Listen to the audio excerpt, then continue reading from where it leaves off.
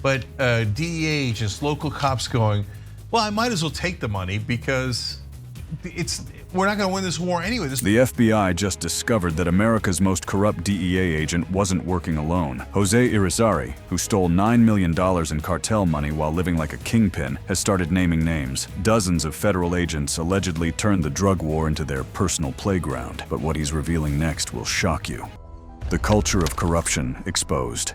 What if I told you that the very agents tasked with fighting America's drug war have been living it up in luxury hotels, partying with cartel money, and operating what one corrupt DEA agent called a very fun game? What if I told you that the most corrupt DEA agent in history has just blown the whistle on dozens of his former colleagues, revealing a culture of corruption so deep and so systemic that it makes you question everything you thought you knew about federal law enforcement? Today, we're diving into one of the most explosive scandals to rock the Drug Enforcement Administration in decades. This isn't just about one rogue agent going bad. This is about a web of corruption that spans continents, involves millions of dollars in stolen government funds, and reveals how the very people sworn to protect us have been betraying that trust in the most spectacular ways imaginable. But here's what makes this story even more incredible. The FBI's recent discoveries about DEA corruption aren't just isolated incidents. They're part of a pattern that reveals how deeply the cartels have penetrated American law enforcement and how the war on drugs has created the perfect breeding ground for the very corruption it was supposed to eliminate. Let me start by introducing you to a man whose name will forever be synonymous with federal law enforcement corruption: Jose Irizarry. Dubbed the most corrupt DEA agent in history, Irizarry ran what prosecutors describe as a decade-long money laundering and fraud scheme that reads like something out of a Hollywood thriller. But here's the twist that makes this story even more shocking. Irizarry claims he wasn't working alone. Think about that for a moment. Federal agents, people who took an oath to serve and protect, were allegedly using government resources and cartel money to fund what amounted to international vacation packages. They weren't just failing in their duty. They were actively participating in the very criminal enterprises they were supposed to be dismantling. Irizarry was sentenced to over 12 years in prison on February 6, 2025, after pleading guilty to 19 counts of corruption. But what makes his case particularly explosive is what he's revealed about his former colleagues. In extensive interviews with the Associated Press, Irizarry has painted a picture of systemic corruption that goes far beyond his individual crimes. So power corrupts, and absolute power corrupts absolutely,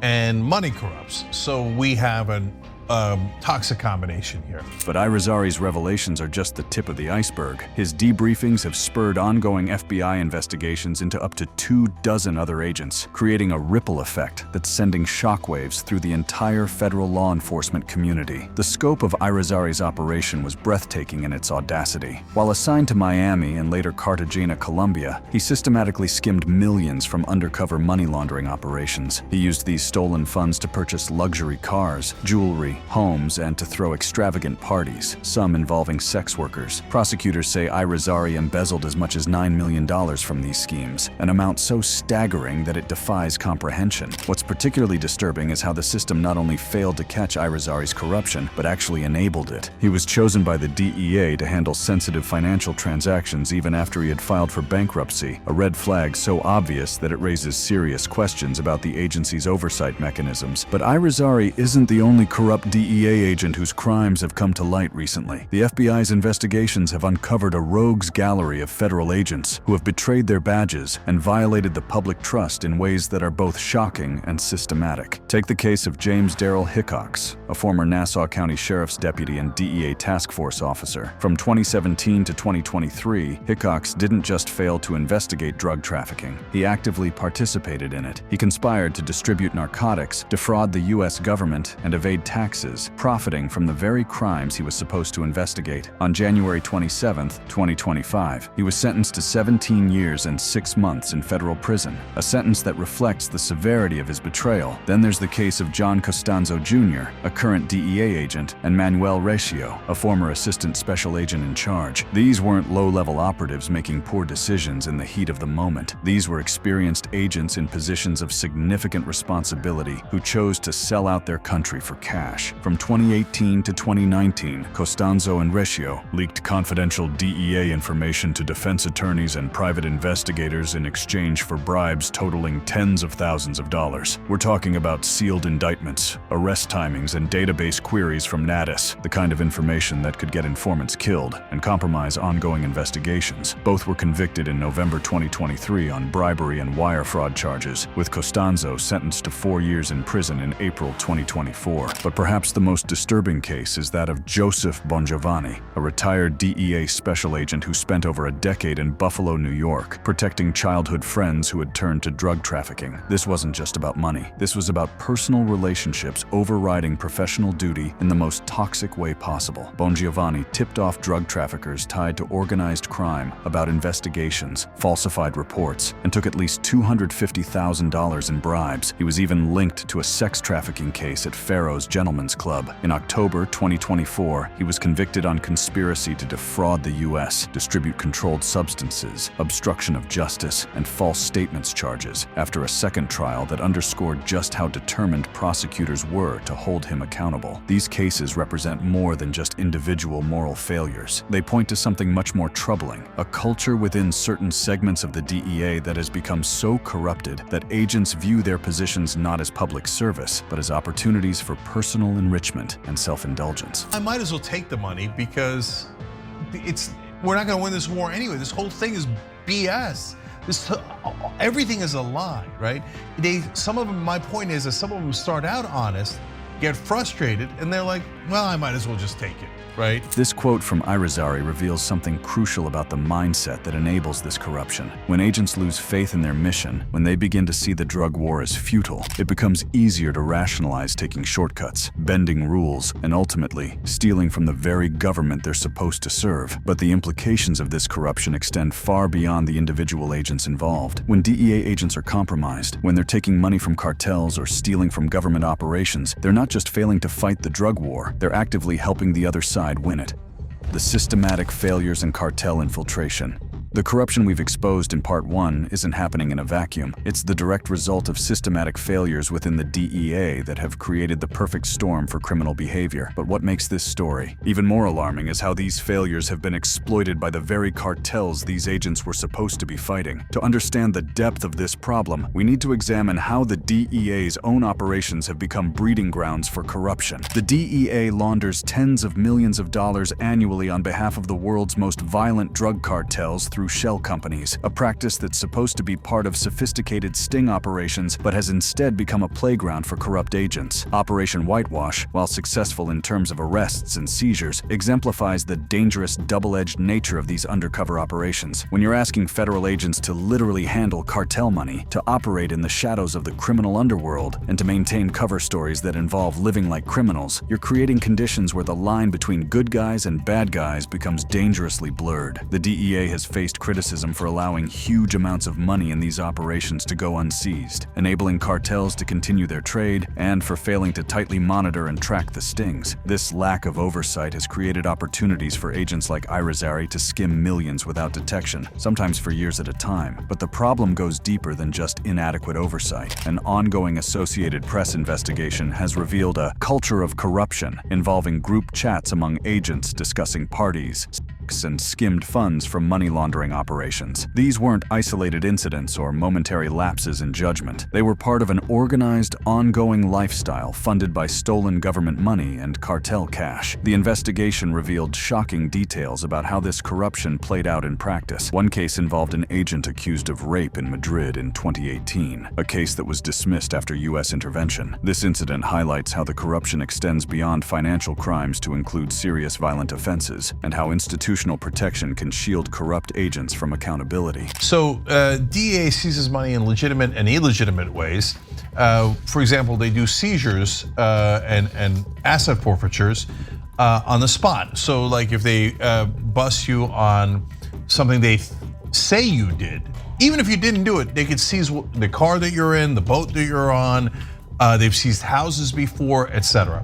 This culture of legalized robbery, as described in the analysis, has fundamentally changed the mindset of many DEA agents. When your job involves routinely seizing assets from citizens, often without due process, it becomes easier to rationalize taking things that don't belong to you. The most recent case to emerge illustrates just how current and ongoing this problem is. Edwin Pagan, a Coral Gables police officer and former DEA task force member, was indicted and arrested on November 15, 2024, for his role in a bribery scheme that operated from 2018 to 2020. Pagan acted as an intermediary, paying bribes to a former DEA agent for sensitive information on investigations, sealed indictments, and database results. He also committed perjury in a 2023 federal trial, showing how the corruption continues to contaminate ongoing legal proceedings. But what makes these corruption cases particularly dangerous is how they've been exploited by the cartels themselves. The Sinaloa Cartel, one of the most powerful and sophisticated criminal organizations in the world, hasn't just been a passive beneficiary of DEA corruption. They've actively cultivated and exploited it as part of their operational strategy. Recent FBI discoveries have revealed the extent to which cartels have infiltrated not just individual agents, but entire systems within federal law enforcement. The Sinaloa Cartel has infiltrated Mexico's political, judicial, and police systems, including the Interpol office, to access classified anti-drug operation data. This allows them to evade capture and expand globally, with operations now spanning over 47 countries. The financial power of these cartels makes corruption almost inevitable without proper safeguards. During the 2019 U.S. trial of Joaquin El Chapo Guzman, witnesses testified that former Mexican President Enrique Peña Nieto received a $100 million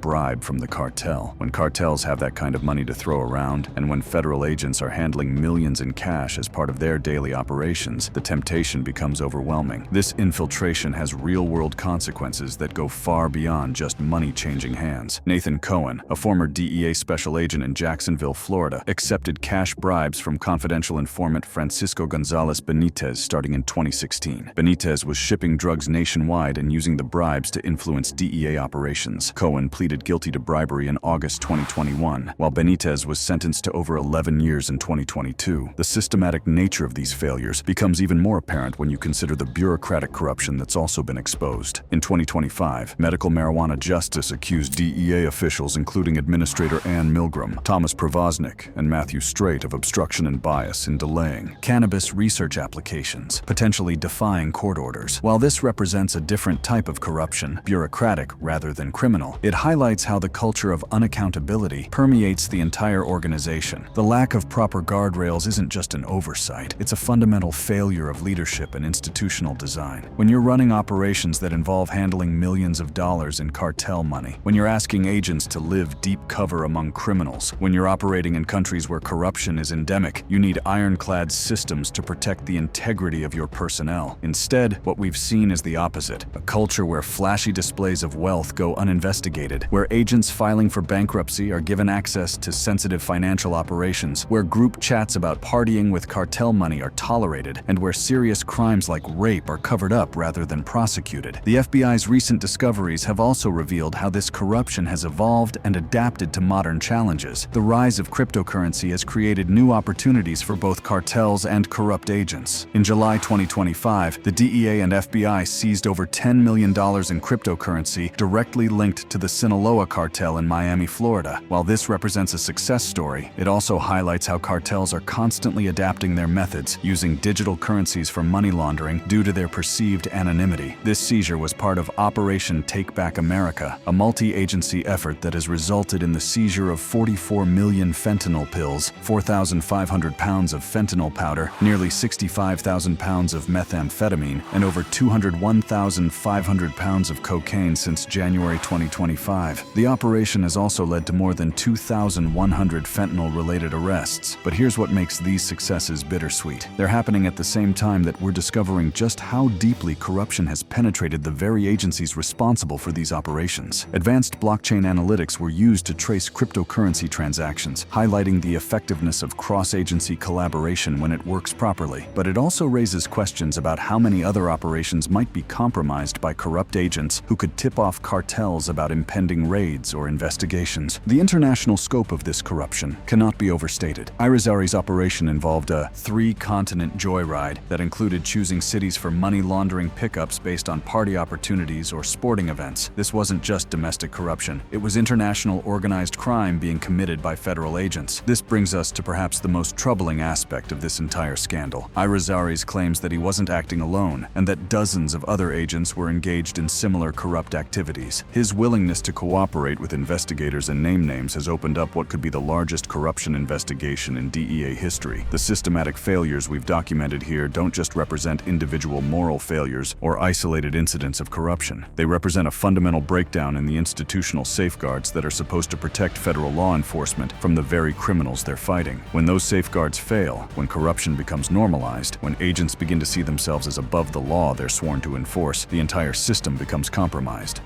The broader implications and what comes next.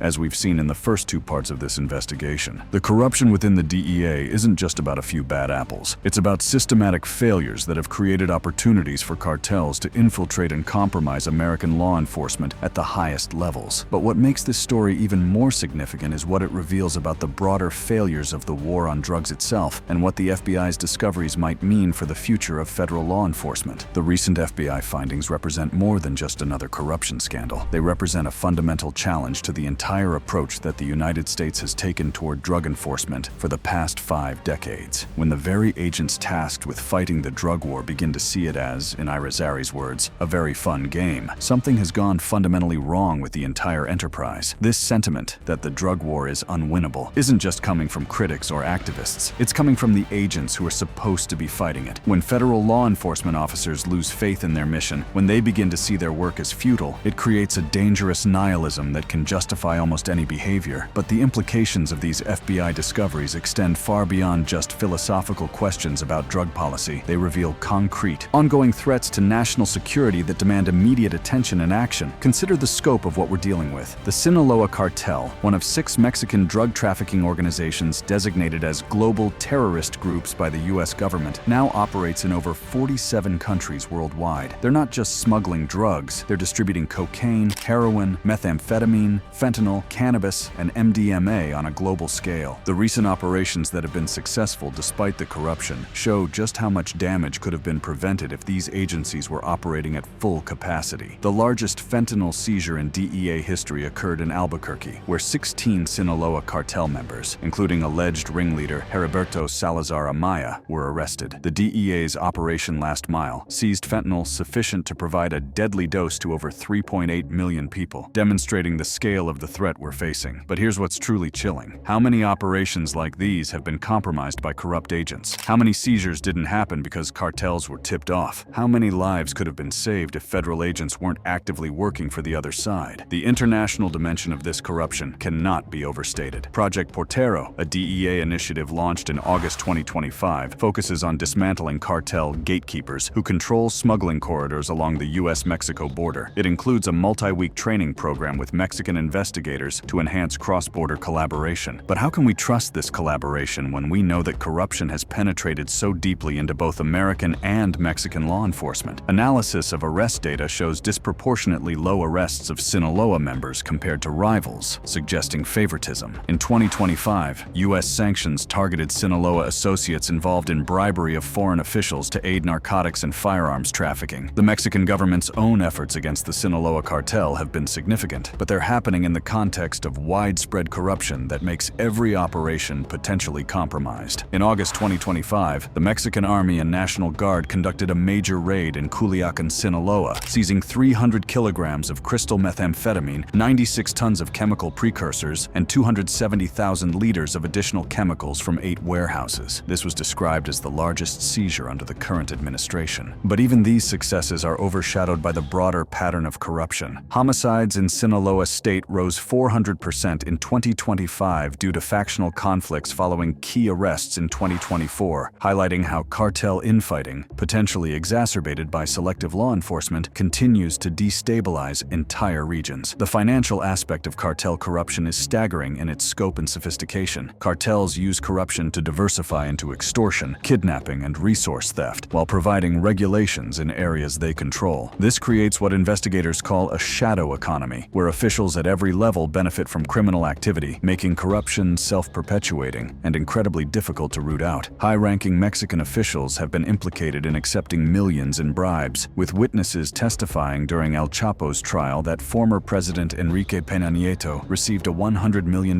bribe from the cartel. When corruption reaches that level, it becomes clear that we're not just dealing with individual bad actors, we're dealing with institutional capture by criminal organizations. The criticism of current drug policy becomes even more pointed when you consider the resources being wasted. The FBI's discoveries have also revealed the extent to which U.S.-Mexico cooperation has been compromised by corruption on both sides of the border. Recent joint operations show both the potential and the limitations of bilateral cooperation. In February 2025, officials pledged to secure borders, dismantle cartels, and halt illicit flows of drugs, firearms, and migrants, including joint port inspections to block Chinese precursors used for fentanyl. But the effectiveness of these efforts is constantly undermined by corruption. Under U.S. pressure, Mexico transferred 26 suspected cartel members to the U.S. in August 2025, many linked to Sinaloa, for prosecution on drug trafficking and terrorism charges. However, President Claudia Sheinbaum publicly denied knowledge of Project Portero, a major new initiative with the DEA, highlighting the coordination gaps that corruption creates. The potential for military intervention adds another troubling dimension to this story. President Trump signed a secret directive in August 2025, authorizing the Pentagon to use military force against Latin American cartels, including potential targeted operations or airstrikes in Mexico. While Mexico has warned against unilateral actions, the directive outlines scenarios that could include intelligence-led strikes on labs or cartel leaders. But here's the crucial question: how can military operations be effective when the intelligence they rely on might be coming from corrupted sources? When DEA agents are taking bribes from cartels? When they're actively participating in criminal enterprises? Can we trust the intelligence that would guide military strikes? The potential for tragic mistakes, attacking the wrong targets based on corrupted intelligence, becomes a real and frightening possibility. The technological evolution of cartel operations also presents new challenges for law enforcement agencies already struggling with corruption. The July 2025 cryptocurrency seizure in Miami demonstrated how cartels are using digital currencies for money laundering due to their perceived anonymity. Advanced blockchain analytics were used to trace the transactions, showing that technology can be a powerful tool for legitimate law enforcement. But technology can also be corrupted. When agents have access to sophisticated surveillance tools, database systems, and communication networks, corrupt agents can use these same tools to benefit criminal organizations. The case of Costanzo and Recio, who leaked database queries from Natus and other confidential information, shows how technology intended to fight crime can be weaponized by corruption. This analysis points to what might be the most important implication of the FBI's discoveries: the need for a fundamental reevaluation of how America approaches drug policy. When your enforcement agencies are corrupted by the very problem they're supposed to solve, when agents are becoming criminals themselves, it suggests that the entire approach might be fundamentally flawed. The human cost of this corruption cannot be measured just in terms of stolen money or compromised operations. Every day that corrupt agents are feeding information to cartels, every shipment that gets through because of a tip-off, every investigation that gets derailed because of internal sabotage, these failures translate directly into American deaths from drug overdoses. The fentanyl crisis alone kills over 100,000 Americans annually, making it one of the leading causes of death in the United States. When DEA agents are actively working to help the cartels responsible for this crisis, they're not just committing crimes, they're participating in what amounts to mass murder. The FBI's ongoing investigations represent both hope and a sobering reality check. The fact that Irizarry's debriefings have spurred investigations into up to 24 other agents suggests that the scope of corruption may be even larger than we currently know. But it also shows that when agents are willing to cooperate, when they're willing to expose their former colleagues, the system can still hold people accountable. The DOJ has emphasized zero tolerance for corruption, and the sentences being handed down, like Hickox's 17 years and 6 months and Irizarry's over 12 years, show that there are real consequences for corruption. But accountability after the fact isn't enough. What's needed is fundamental reform of how these agencies operate, how they're supervised, and how they're held accountable. The criticism of DEA's undercover money laundering operations for lacking tight monitoring and making it difficult to evaluate results points to specific areas where immediate improvements could be made. The FBI's discoveries about DEA corruption don't just change everything about how we understand federal law enforcement. They change everything about how we need to think about drug policy in America. When the people we're paying to fight the drug war have lost faith in that war, when they're actively working for the other side, when they see their jobs as opportunities for personal enrichment rather than public service, it's time to acknowledge that the current approach isn't just failing, it's actively making the problem worse. The question now isn't whether the DEA needs reform, it's whether the agency can be reformed at all, or whether the corruption has become so systemic that more radical changes are needed. The FBI's investigations are ongoing, and more revelations are likely to come. But one thing is already clear: the American people deserve better than federal agents who see the drug war as a very fun game played with taxpayer money and cartel cash. The path forward requires not just accountability for past crimes, but a fundamental rethinking of how America approaches drug policy, law enforcement, and the relationship between the two. The FBI's discoveries have shown us the cost of getting it wrong. Now it's time to figure out how to get it right. Thanks for watching. Check out other cards on the screen.